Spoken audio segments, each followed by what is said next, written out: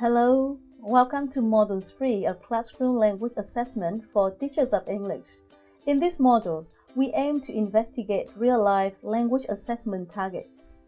Specifically, in this first video, we will see real examples of language proficiency targets in the Common European Framework of References for Languages, or the CEFR. First, what is the Common European Framework of Reference for Languages?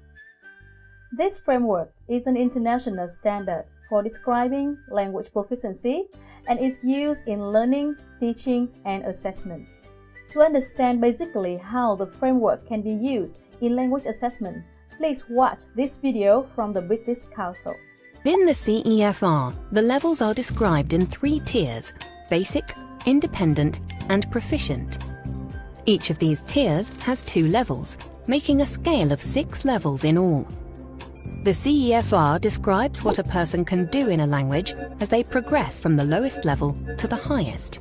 It consists of a whole series of descriptions that are associated with each of the 4 skills: listening, speaking, reading, and writing. These descriptions are called can-do statements, and they focus on the different things someone can do with a language. For example, the speaking descriptions present statements about a learner's overall speaking ability and refer to making public announcements, speeches or spoken statements, or interacting in conversation with other speakers. Let's take a closer look at the levels. If you're a complete beginner, you can't be placed on the CEFR scale. Some people call such learners A0 or pre-A1 or even tourist.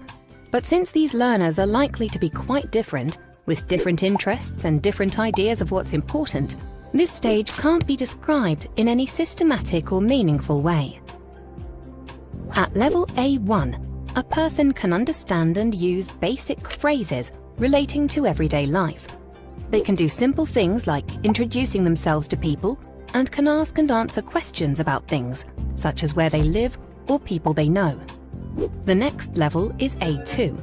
By now, a learner can talk about familiar and routine matters, such as aspects of their background, immediate environment, and things that are immediately important to them, describing them in simple terms. By B1, a learner is becoming more independent and can understand the main points of things to do with work, school, or leisure if they're stated fairly clearly. They can deal with most general situations and can describe experiences, events, dreams, hopes, and ambitions. At level B2, learners should be able to understand the main ideas of difficult texts on all sorts of topics, including technical discussions in their specialist field. And they can talk fluently with native speakers without any pressure on either side. At the highest levels, a learner can be considered a proficient user of the language.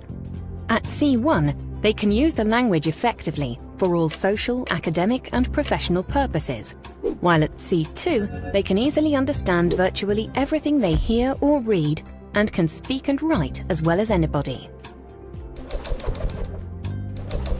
Since the CEFR was published in 2001, it's become incredibly influential. It's been used for lots of different things, such as evaluating learners' language needs and developing learning materials, syllabuses, and courses, developing continuous and self-assessment tools and tests and exams, developing teacher training programs, and describing government language policies.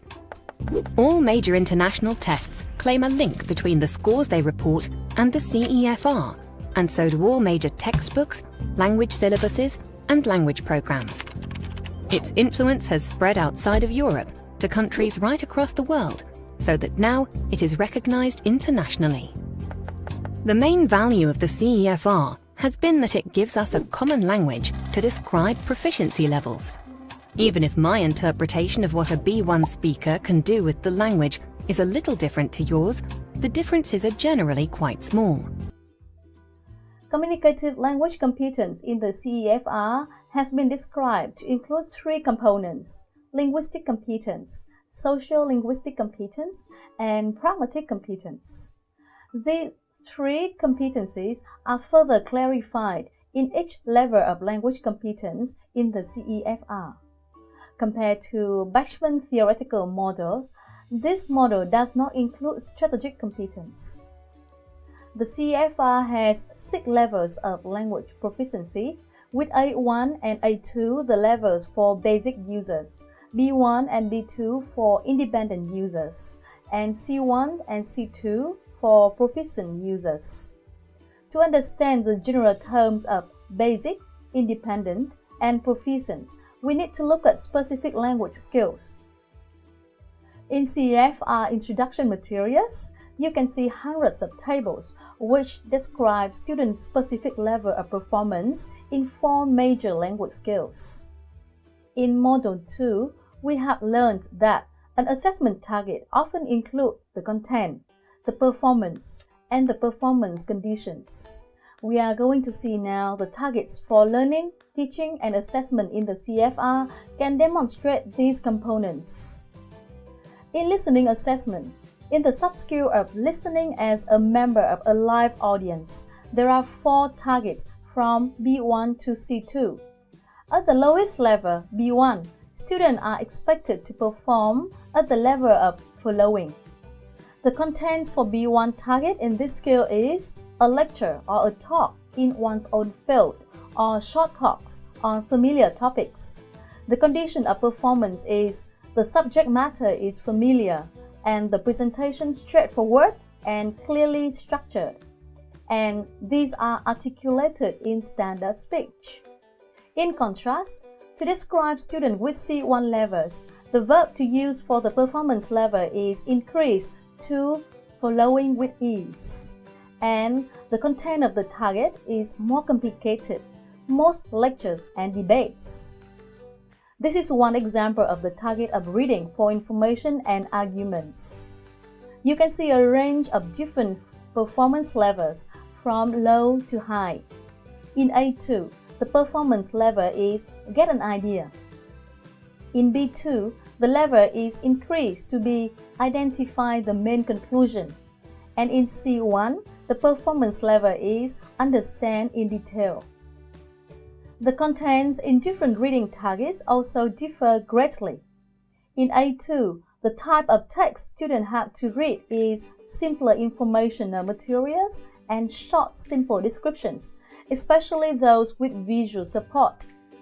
In B2, the content is clearly signaled argumentative text, and in C1, students must show the ability with a wide range of complex and lengthy text in both social and professional contexts. The contents vary not only in their complexity, but also in their quantity. In the speaking skill named conversations, from B1 to C2, students have to demonstrate a wide range of performance levels from enter unprepared into conversation to engage in, and then to use flexibly and converse comfortably and appropriately. The contents of the can-do statement are also clearly stated, from simpler ones like conversations of familiar topics to complicated ones such as all conversations for social purposes. In writing assessment, one set of assessment targets is named correspondence. In this set of targets, the performance in all levels of proficiency are quite similar. The verb write is used for 4 levels from A1 to B2, but the contents of the targets are very different. In A1, for example, students can write short, simple postcards. In A2, they need to show their knowledge in personal letters expressing thanks and apology. In C1, the most challenging target in this conversation, the performance verb is express themselves clearly and precisely, flexibly and effectively, and the content is personal correspondence. So we have seen some examples of real-life language assessment targets in the CEFR.